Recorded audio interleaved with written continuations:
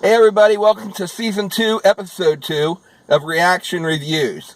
Last time we reacted to some D23 footage, the Mandalorian trailer, the Kenobi series announcement that was live streamed from D23 of course, and the Resistance Season 2 trailer.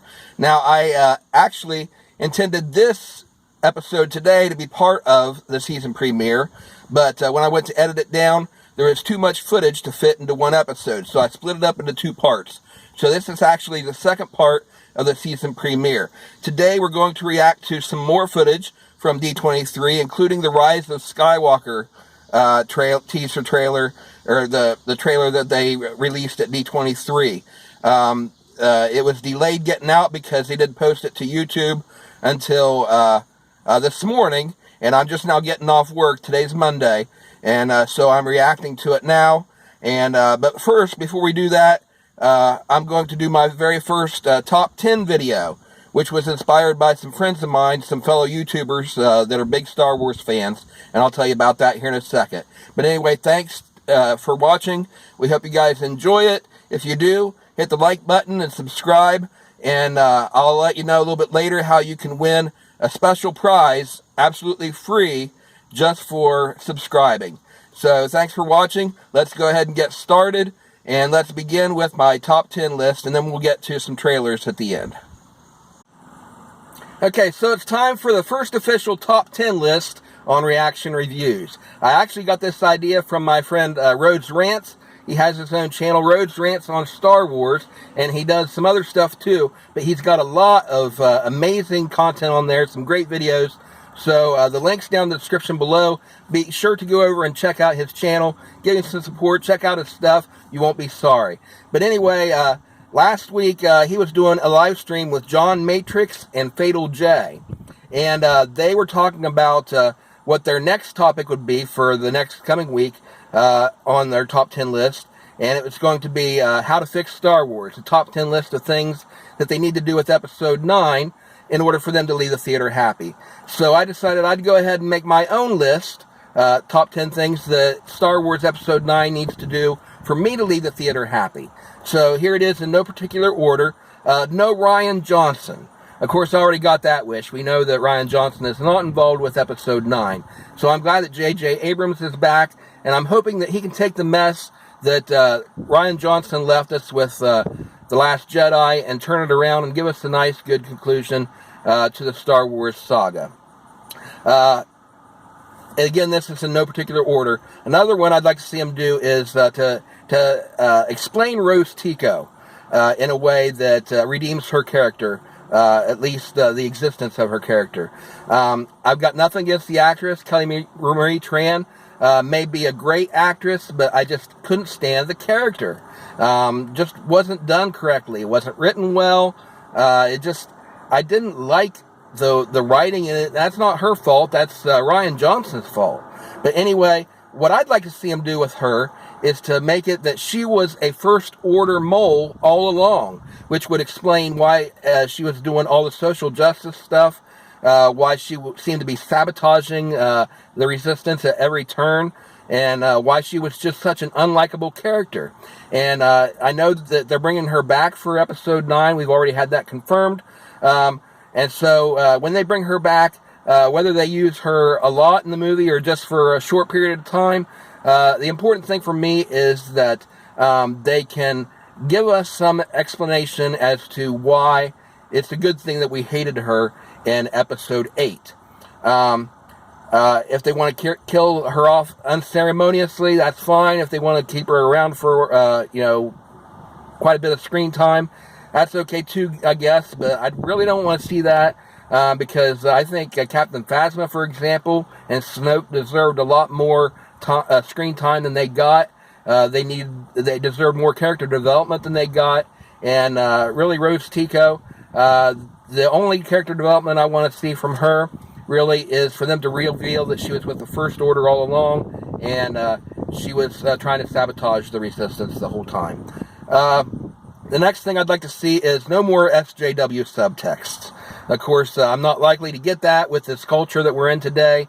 It seems like Disney and all the other studios out there They're dead set on giving us all this SJW crap. And it's just ruining movies for me and for a lot of other fans.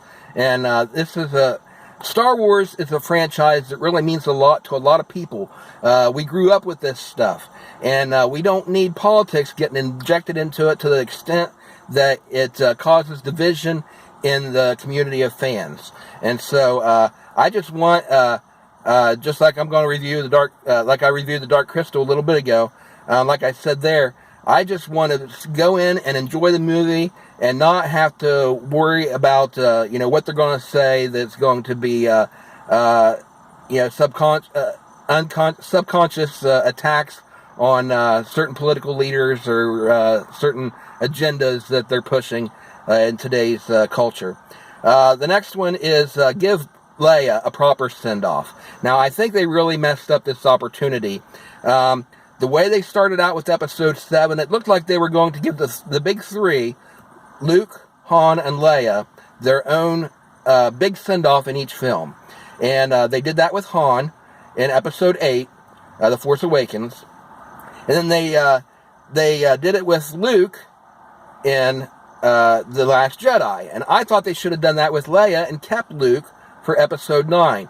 Of course, hindsight's 2020. Maybe they would have done that if they knew that Carrie Fisher was going to pass away.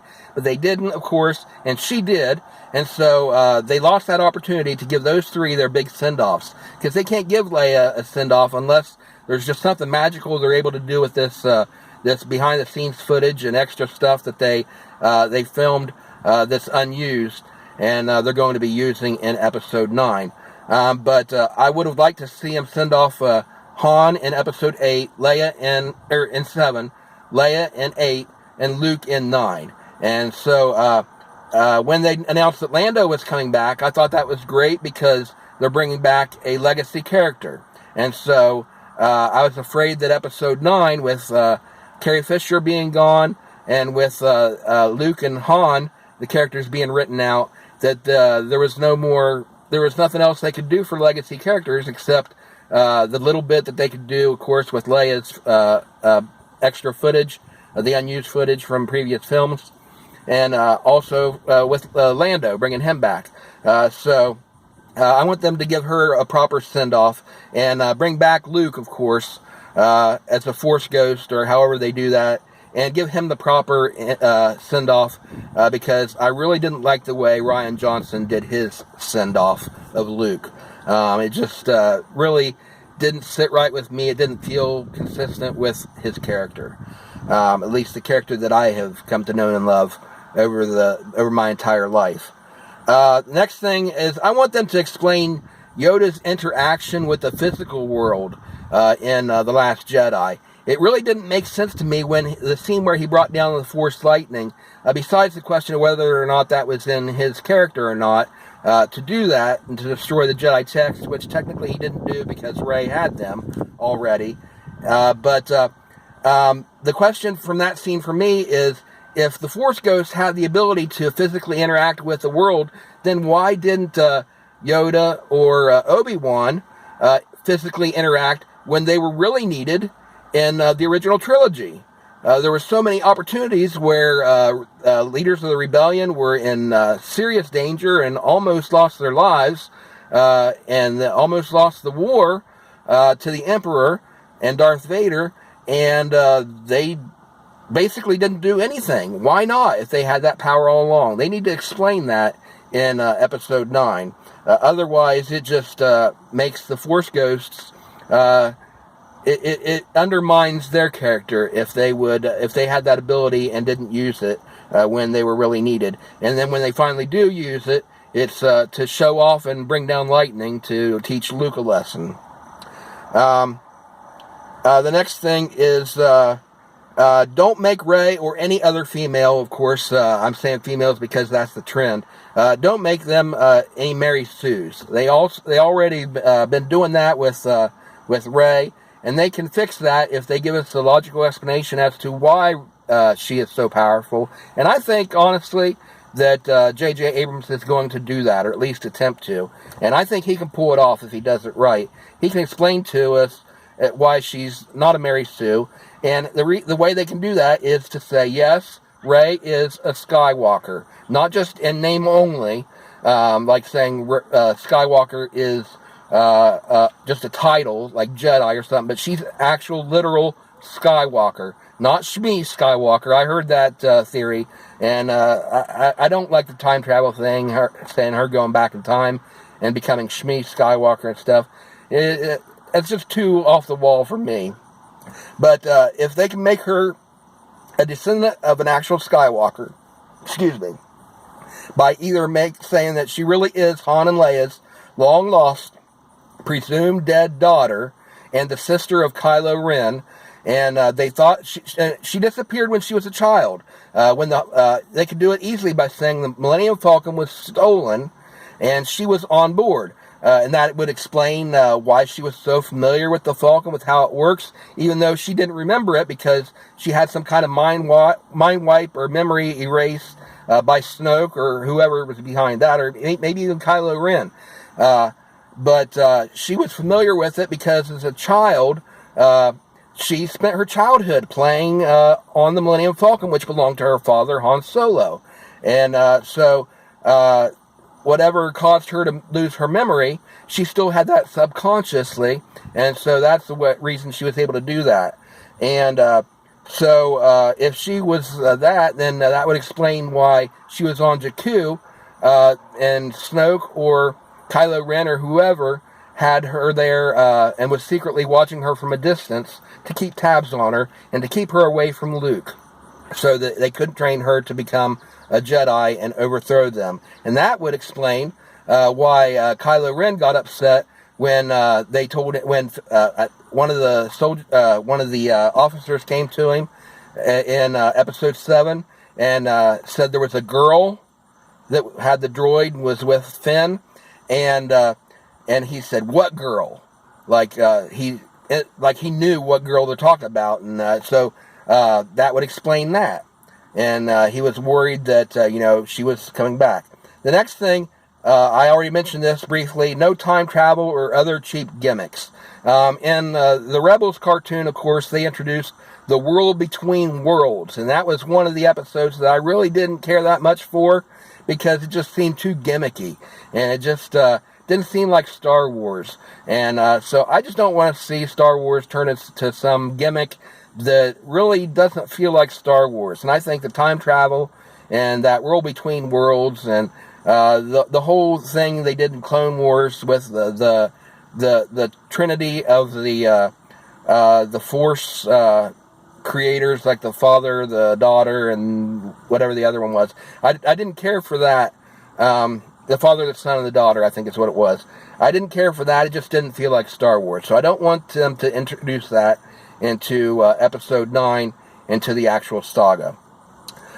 Next, I think they should reveal the connection between Snoke, Palpatine, and Plagueis. We know that Palpatine is back because we heard his laugh in the teaser trailer. And I hope that he really is back and that's just not just a gimmick in order to get our attention and to get our interest up and get our hopes up, honestly. But I hope he actually is back and we discover that he's been behind it all along. And like I said, I felt like Snoke's character was underdeveloped and he was killed off too soon.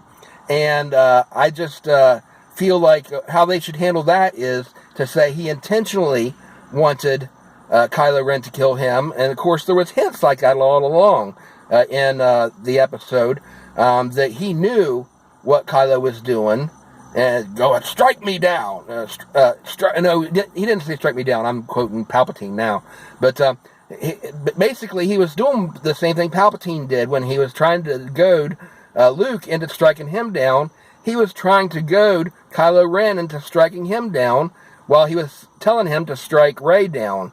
The subtext was he really wanted him to strike him down because, like Obi-Wan said in A New Hope, the original Star Wars, he said, "If you strike me down, I will become more powerful than you can imagine." And so that's another thing they need to explain finally, how that comes full circle in the saga, how when they become Force Ghosts, they become more powerful than they were when they were in the physical world.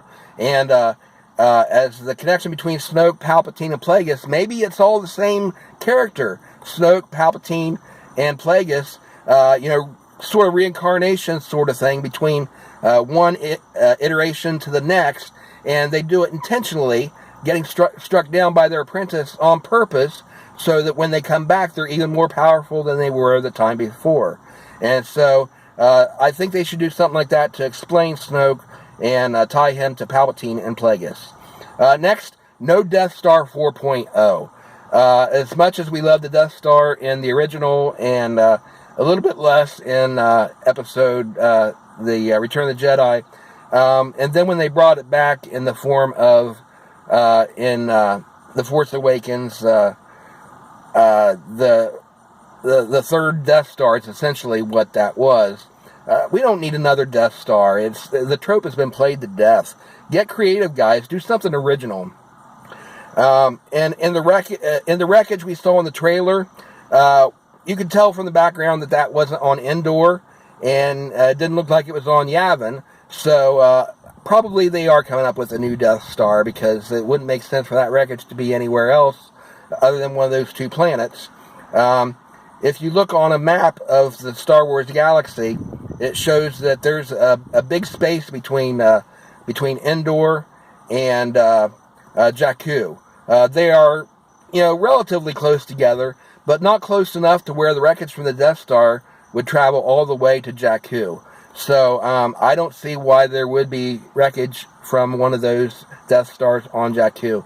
So that's what makes me think that they're actually bringing us back a new fourth essential Death Star, which I'm a little bit disappointed with that if they do. Finally, they need to wrap up the loose ends and tie the entire saga together nicely. And I think the way they can do that is to reveal that Palpatine, and I would love if they do this, they reveal that Palpatine was behind everything all along. Like I mentioned before, the whole thing between Palpatine also being Snoke and also being Plagueis. And the entire time he's trying to build up enough power through these regenerations to be able to become a Sith Force ghost and come back more powerful than ever. And then by doing that, that triggers the need for the rebellion, and the resistance can't handle them by themselves. And so the only way they can defeat him is with the Jedi Force ghosts. And so you bring back all the classic Force ghosts, Obi-Wan, Yoda, Luke, and I'd like to see him bring back Qui-Gon Jinn also, but I'm afraid we won't see that, because we know that Disney has cut ties with Liam Neeson after his recent comments on racism, which is a shame that they let the politics get in the way of giving us a good movie. But if they can bring all of those characters back for one final huge battle, I think that would be epic and an awesome way to tie up the Skywalker saga and to conclude the 9 Star Wars movies, the 3 trilogies. And then they can go on their own world and develop brand new stories with new characters in other parts of the galaxy. And I'll be happy to watch them or not watch them. But our childhood favorites of the Skywalker saga would be nicely wrapped up in a pretty bow. So that's my top 10 lists of the things that Star Wars Episode 9 needs to do for me to be able to leave the theater happy. So comment down below, what are some of the things that you need to see in Episode 9, The Rise of Skywalker, in order for you to leave the theater happy? Do you agree with any of the ones that I suggested? Do you disagree with them? Why or why not? And also head over to RHODES Rants' channel and watch their live stream. It should be this Tuesday night, 7 o'clock, I think Central Time is when they're going to do it. So with me, it's Eastern Standard Time. That would be 8 o'clock p.m. So be sure to head over and watch their live stream. Check out all 3 of their channels and give them some support, because they're great YouTubers. They're great Star Wars fans, and they put out some great content. Anyway, let's move on to the next part of our season premiere of Reaction Reviews. Alright, so now it's time. It's here. The trailer from D23 for Episode 9, The Rise of Skywalker. But before we look at that, let's go ahead and take a quick look like we did last episode, we looked at the Mandalorian poster. Let's take a look at the poster they released for The Rise of Skywalker. Here it is. All right. Now, I kind of like this, the style of this poster. It reminds me of the first poster for The Last Jedi when they released it. It, of course, had the heroic pose with Rey with the lightsaber, and then Luke and Kylo, their portraits in the sky behind her. Now this one, it shows, of course, Rey and Kylo there in battle in the front with, is that Palpatine? I think that's Palpatine in the sky behind them. And when I first saw this, I thought, I was questioning who that was in the back. I didn't immediately recognize it as Palpatine. I thought it honestly kind of looked like Gandalf from Lord of the Rings, you know, with the beard and everything. But look closer and you can see that actually it's Palpatine. And what I was seeing as a beard was actually just the foreground, the water rising up and the lightning bolts and everything getting in the way there, mixing the two pictures together. So I'm not really thrilled about it. It doesn't look great.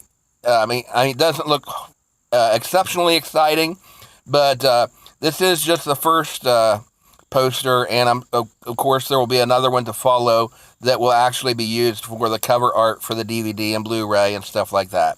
But anyway, what do you guys think of the poster? Go ahead and comment down below.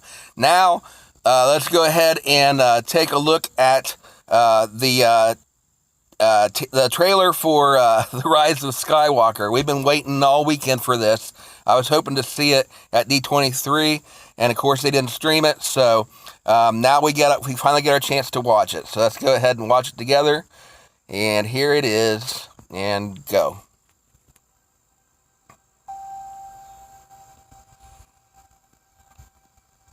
Okay, it starts with the soft music.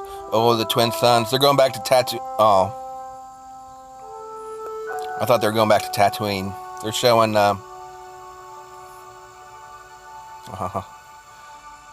Oh, this is cool.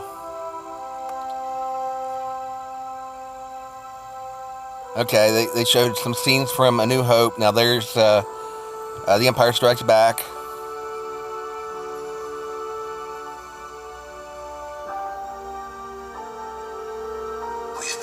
Return of the Jedi.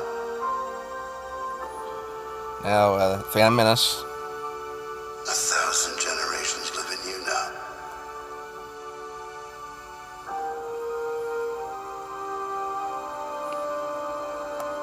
But this is your fight.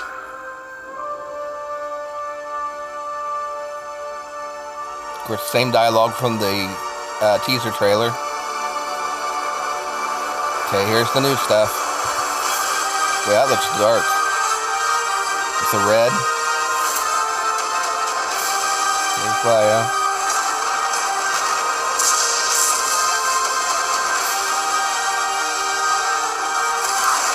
Well, what was that? Did 3PO have red? Oh. Your journey. Oh, that is so cool. Yes, it's him.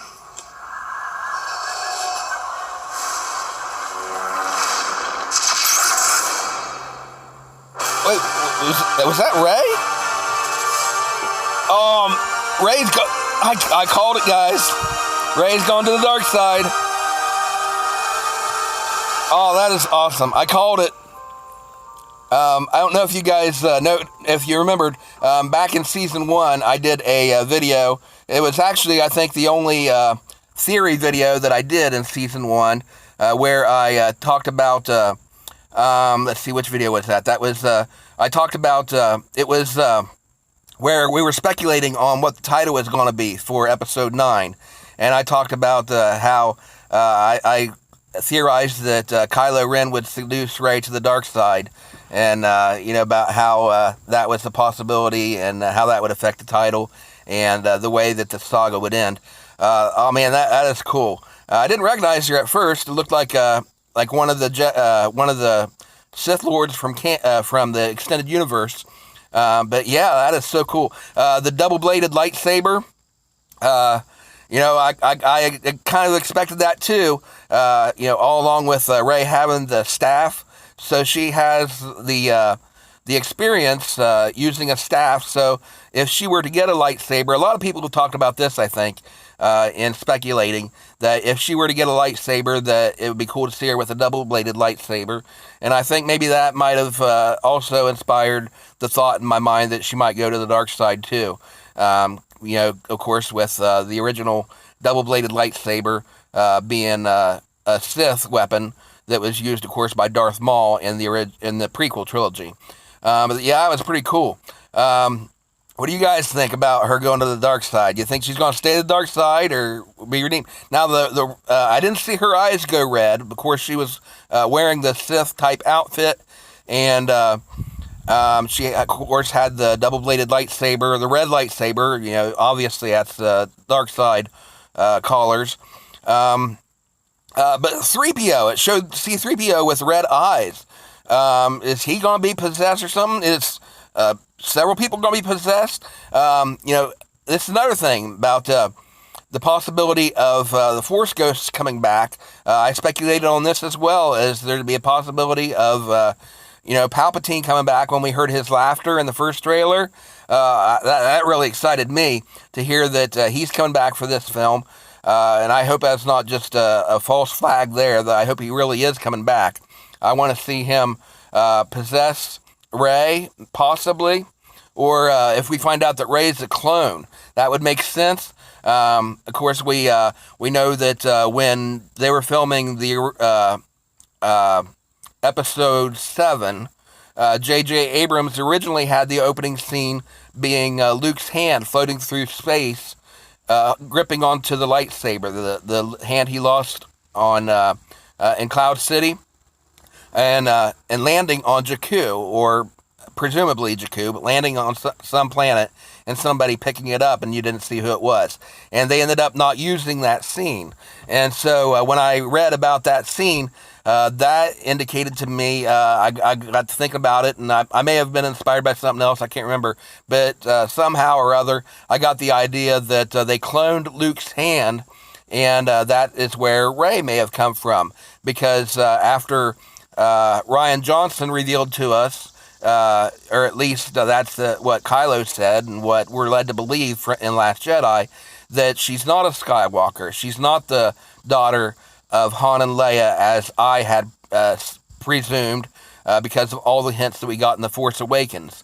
But if she's not Han and Leia's daughter, then it might make sense that she's a clone of Luke's hand. And with Palpatine coming back, kind of reinforces that idea that he created her as a clone, Palpatine / Snoke. That's another one of my theories, is that Snoke is actually Palpatine that has come back, and after being killed, like the Jedi, when you strike down a Jedi, as Obi-Wan told Darth Vader, I will become more powerful than you've ever imagined. And of course, we saw that with him, and also with Yoda, and then later on the Clone Wars, I think it was, we found out that the same thing happened with Qui-Gon Jinn, that he came back as a Force ghost. And of course, Anakin came back as a Force ghost at the end of Return of the Jedi, and Luke obviously is coming back as a Force ghost in The Rise of Skywalker, because we hear his narration talking to Rey after he was presumably died at the end of The Last Jedi. So if the Force ghosts come back after being struck down, or dying in the Force, however you want to look at that, the Sith could have their own way of coming back and becoming more powerful through some sort of reincarnation thing. And I think that it will come into play as where Palpatine was talking about the legacy of Darth Plagueis the Wise. And of course, we don't know how much of that he told Anakin was true, and how much of it he was making up just to manipulate Anakin. Maybe he's coming back as Snoke, or maybe Snoke was even a clone of Palpatine. I don't know. These are all just different ideas, theories that could come into play. But all that to say that I think that Rey could be a clone, And so Palpatine created her in order to manipulate her, hid her on Jakku, and that's why she has faulty memories. And so and also, as I explained before, why Kylo Ren was upset when he found out that she was there on Jakku and that she was active in fighting against the Resistance, or not against the New Order or the First Order. So yeah, I think that's pretty cool that they're having her go to the dark side apparently. Fighting Kylo there, she of course had the blue lightsaber when she was doing that, so she obviously fights him before she goes over to the dark side. Also that scene where she was fighting with the fight that it showed between Rey and Kylo reminded me of a scene from the one of the Marvel comics that they put out a couple years ago, the Darth Vader Dark Lord of the Sith series. Went for 25 issues. I think it was the first story arc where Vader was going after one of the Jedi who had survived Order 66, and their final face-off was on this water planet. Well, it wasn't a complete water planet, but they were on some kind of a structure, like a dam or something, and Vader destroyed the dam, and the water was, as they were fighting, the water was splashing up all around them, kind of like in that scene, and that reminded me of that. So I'm seeing some of the visuals and the art design. Looks like it's being inspired by the same thing, so I thought that was pretty cool. So what do you guys think of this trailer? Is this giving you hope for the Rise of Skywalker? Of course, as I've said many times before, I was very disappointed with The Last Jedi. I thought J.J. Abrams had given us a lot of clues and a lot of hints and setting up the story in The Force Awakens for what was going to happen. And then all of a sudden, Rian Johnson comes in, starts retconning all the stuff that JJ had told us. And now JJ is back at the helm, and it looks like he might be doing some pretty exciting, cool things. Very epic. I mean, the scenery looks really cool, the special effects.